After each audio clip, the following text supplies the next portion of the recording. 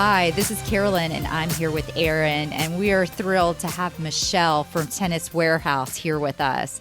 She is the host of the Talk Tennis podcast, but she is also a playtester and does a million different things. So, Michelle, can you first tell us about your tennis background and your role at Tennis Warehouse? Yes. And feel free to cut me off because I'm always trying to put long stories short, but they're never short. That's okay. We like a long story. Okay. Essentially, I started tennis when I was 5, and I love my creation to tennis story. My parents decided that they wanted to learn how to play tennis, and so they wanted me to learn how to play tennis. So they got a private lesson for an hour, and they took the first half hour, and then they gave me the second half hour. So grew up playing tennis with them. We all kind of started at the same time, which was really great. I just always have had this draw to tennis, this fascination with tennis. I've told stories of how in the first grade, I dressed up as Steffi Graf and just always wanted to be a pro tennis player, always wanted to be in tennis. I went to a tennis academy when I was 15, 16, and essentially had told my parents hey, I want to get better. This is how I got to do it kind of thing. Always kind of one of those players. I played Division I college tennis, and then from there, after playing college, you kind of start questioning, is tennis really still meant for me as an adult, or should I try to use one of my degrees? And I tried to leave tennis, to be completely honest, and found myself back in tennis quickly. I started coaching at the high school level, and I realized I wanted to coach. So I got some experience coaching, then coached at the university level, actually went back to my alma mater, University of New Mexico, nice. Go Lobos. And yeah, my life is just kind of this fun, twist and turn. And I'm such a big believer in anything that's meant to be is going to happen. And even just landing here at Tennis Warehouse is such a cool story for my side, my perspective. It's it was literally meant to be. So yeah, I've been at Tennis Warehouse for 9 years now, which is wild because I feel I'm still, I don't know. I feel it's still day one, but also it's such a family atmosphere here. So I feel I've been here forever. I wear a lot of hats. I am in charge of footwear and bag descriptions on our website. I do product videos. I do improve videos. I play test product, anything from rackets, strings, grips, shoes, all of the above. Anything you want tested, send it my way. And then 3 years ago, I started this podcast, just kind of out of the idea that we're talking about tennis constantly in our office. Might as well share it with more people. There's really fun conversations to be had, as you guys know.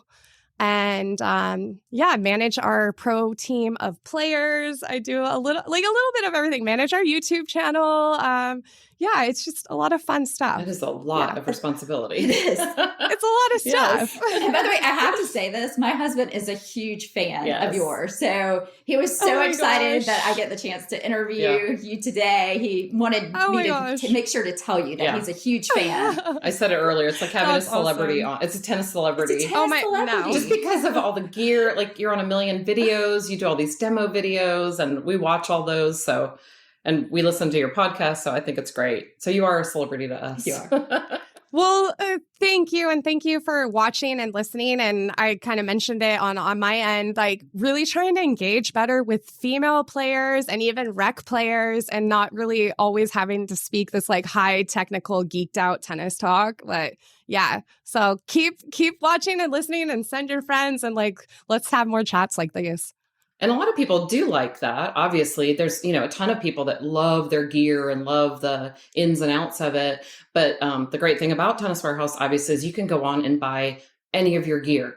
You can buy tennis balls, tennis bags, shoes. That's where we buy all our shoes. And, I'm getting ready to buy rackets after Michelle emails me and tells me exactly what I need. Yes. I know that you demo all the time. And I think you have a court at the office. Is that correct? Okay. We do. But do you actually play anything outside of work anymore? Do you play leagues or fun with your friends or family or anything like that? That is a great question. And I was kind of intimidated to answer it. I do not compete very much at all Doesn't anymore. sound like you have time. That's a good point. I guess that's the other thing too. As we get older, we kind of find things that we really do love doing. So I've started, when I actually started here, I started recreationally running. So I am now, I still have a hard time calling myself a runner, but I like to run. But my mom moved up here a couple years ago, and it's fun to just get out on the court with her on the weekends for sure. And every now and then I can be like tempted to play a tournament. One of our playtesters who is now in France playing pro tournaments, Julie, her and I competed. It's been a couple years, but there's a big money tournament in Santa Maria in California right before the US Open or right after the US Open. And we signed up to play and like super awesome. But because neither of us had any like tournaments on under our names, we were unseeded. So we ended up winning our first round, but then second round, we came up against one of the pro players that Tennis Warehouse sponsors. So you're like, well, what do I do? We played this amazing match and it went to a third set tiebreaker. It was like 10 o'clock at night. We had like people watching us and we ended up losing. And it was so, but also it was like, she literally does this for right, living, exactly. So. Yes. But that shows you how good Michelle is, that she can say. compete at that level. Yeah. I do play at the open level, although like haters are going to say I'm only a 4-0. So that's fine.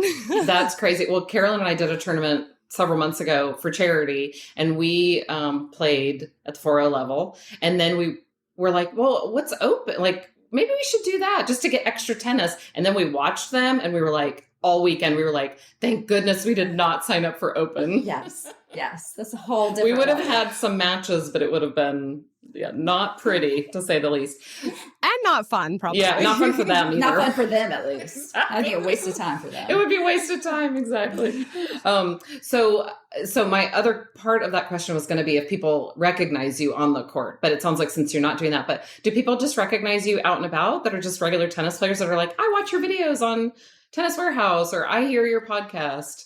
It is funny. I get it sometimes for sure. Or like I've even had friends that don't play tennis but are like in the market to buy a bag and they'll send me a screenshot of my face like reviewing the bag. Yes. And then I do a little teaching on the side too. And it's like always funny to me who knows that I work at Tennis Warehouse and who doesn't, or like who is aware of Tennis Warehouse and who isn't. So it's always fun to interact and meet new people, especially if you're at like a pro tournament. People kind of do a double take sometimes, or they'll be like, I feel like I know you, but I don't know how. Or I heard your voice. I don't know how I know you. Yes. Yeah. Yes. That's funny. Well, Michelle is a racket and string expert.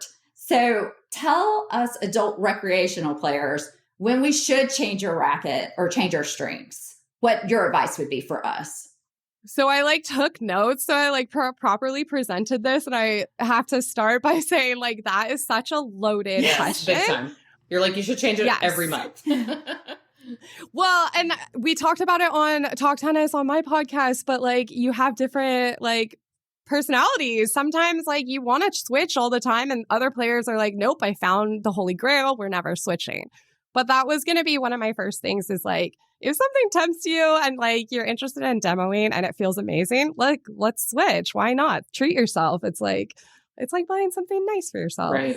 But a few things that I was thinking to remind players, it's a good time to switch rackets when you're improving in level. So if you've gotten better or you've gotten bumped up, or now you started at 3-0 level and now you're 4-0 and you're using the same racket, maybe it is worth looking into a racket that might grow with your game.